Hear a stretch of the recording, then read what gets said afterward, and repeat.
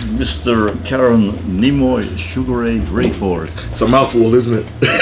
Mouthful, a long name, to introduce one of the famous soul man, blues man that we knew. We met, like we said, 2 years ago in Ospel. Moulin Blues. Moulin Blues, Ospel 2014. May, that's been a long time, man. Two 2.5 years. What happened in those 2 years? Oh, just so much. Highlights.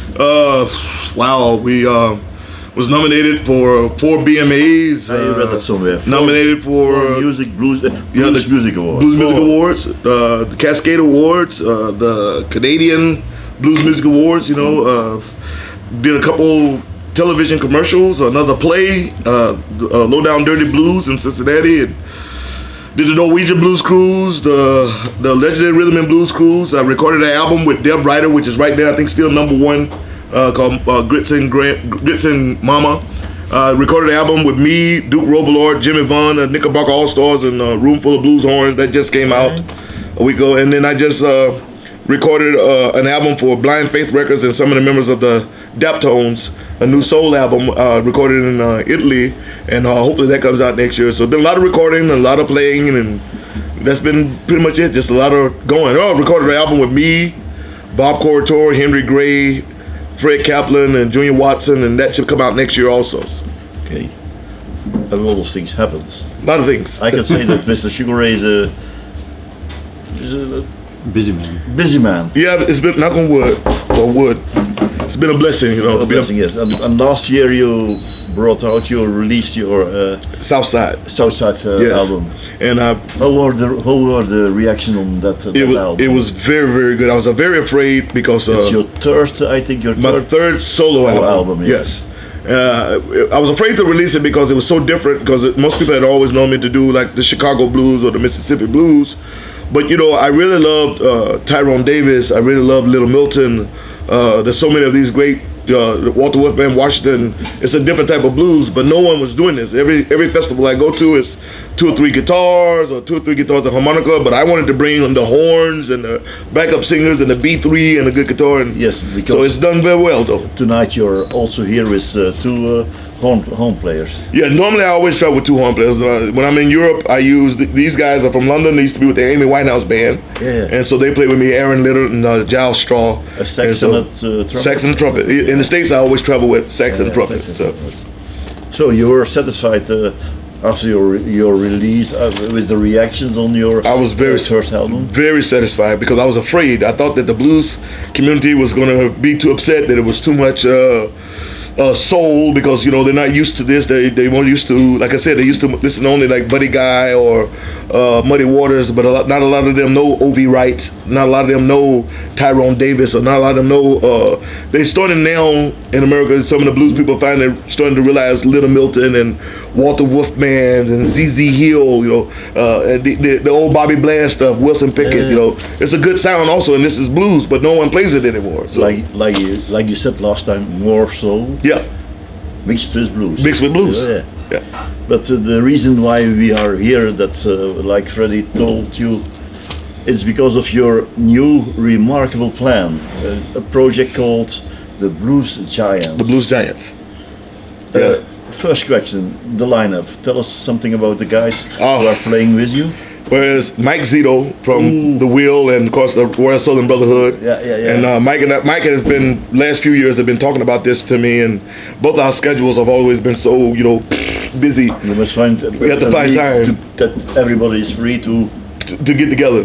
Yeah. And then of course Albert Castilla, and Albert is a great guitarist, rock, blues guy, and we were just together on the Legendary Rhythm and Blues Cruise and having a lot of fun. And then, you know, I had to bring in Willie J. Campbell from the Managed Boys and Fabulous Thunderbirds, and of course the amenable Mr. Jimmy Bott. You know, just one of the best. One of the best. So we figured that we'd put this together and we'd go out and do maybe 8-10 shows and see if everybody gets along and if it works good, and if it works good, then we'll take it worldwide and see how it goes. Already try out or something? Not yet. No, not yet. No. So we shall see. But you know, it's all pro guys, you know. So, you know, it was sort of like, you know, we did the sort of same thing with the Managed Boys, was that kind of way, you know. But I think that this lineup is even stronger, and it can do everything. I think it can do traditional blues, they can do rock blues, everything in between. So it should be a lot of fun. I think it's going to be a lot of fun. I wrote down, because you're here in Europe, only 1 week happening. In Europe? Yeah. No, actually, 2 weeks. You start in end of January until the middle, I think the middle of February? I don't think so. I think it's 8 shows. The reason why I ask you that is you start in the Netherlands, then you go to Hamburg, right, Germany, and there we have to wait until the 4th of February, then you're in Belgium. Oh, well, originally the booking company, they had maybe 15 shows, but everyone's schedule again is so, everyone has commitment, so we broke it down to 8 shows. We figured 8 shows will be good for a start. Yeah. And if this really goes well, then we'll book a lot more shows, because there's a lot of people in the U.S. who have seen this, and they were very upset that we weren't playing in the U.S. And I'm like, we have to. I say it again, in Belgium on the 4th of February in Turnhout. De Warande Turnhout. On Sunday, again in Belgium, Korenbloem, Zingen. Take note of that. Like you said, only a few shows to start with. Yes.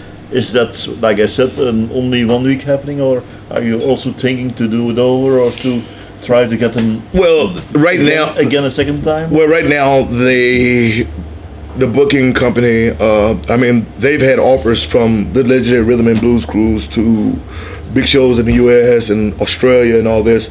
But I think, to be professional, since we've never played together, I think it would be better for us to go in and do these 8 shows and rehearse and spend time together and see if this works. And if this works, then the next year we'll book a full tour and we'll go out and play as many shows and as many dates as we can.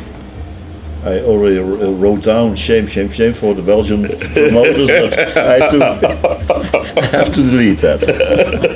But I also read somewhere is that you will bring some special songs that you never did before. Right. Is that right? Or yeah, a few of those. Special for this week or these shows? Well, a special with this band and for these shows. Yeah? Yes, we want to do things that we don't always get to do. There's some old Chicago songs and some old Mississippi songs and some old work songs and things that we want to try to do something just a little different, so there's not the same thing that everyone's heard, to make it different. And so we'll get together and everybody's bringing a couple songs. And of course, with this one, Mike Zito will sing a few songs and Abba Castillo will sing a few songs, and then I have to sing the most of them. But, we just want to try a bunch of different stuff to see if it works and what feels good with these musicians, Yeah.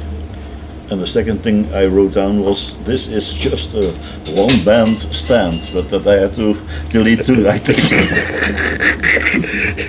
It's pretty crazy, when they called me and asked me about this, I was like, okay, all right, But I think in the beginning there was a lot of shows. They wanted to do a lot of shows, and I was just like, okay, let's slow down. Let's see, some of us have spent a little time together, but it's different when you're in the band and you're in the same place, the same hotel, the same vehicle, the same, for a long period of time. You need to make sure that everybody can get along and everybody likes everybody. Because I think for me, the worst thing is to make a big tour and then the band's like, everybody's like, oh, okay, well, I don't like you and I don't like you, and then everything's break up and then the fans are like, you just talk and you boom. Yes, well, Okay. Why no harmonica in the lineup? Well, that was. Why no horns in the lineup? Well, I think they wanted the idea when it was brought to me, they wanted to just try something different. They wanted to try something different. Two guitars, that mean guitar blues and heavy. Yeah. Okay. Yeah. But when you talk about Mike Zito and Abba Castillo, you're talking about very heavy guitarists. So, we'll see. Again, we will see. Okay, I have a personal question. Sure. What are your personal plans in the near future? For me, it's always the same. Last year you have released your 3rd album. Right. You're thinking about new songs, new things? New songs, and we have a live album that we will record in Switzerland in September. Oh. and we will With your own band. with my band, and I'll bring all the horns. I'll bring the 2 horns from California as well as the 2 horns that are playing with me tonight from England, and the band. And so we'll do a live album, and then we'll do a studio album also with all new materials. So we'll try to release 2 albums next year. I did not release an album this year for 2016 because it was just too busy, and I was already on I think maybe 5 albums this year. And with all my schedule with it being the way it was, I thought it was smart to I want to be old school. You know, I don't want to try to put an album out every year. If I put an album out, I want it to be songs that mean something, not just something to write. You know what I mean? So people, and that's I'm lucky to do this because I own the record company. So I don't have to. It's my money. I don't have to appease a corporation or backers. It's my money, and so I want to make sure the songs that I put out are songs that I believe and songs that are from me. So for me, I for most of my career, as far as my solo albums, it'd always be probably 1 every other year.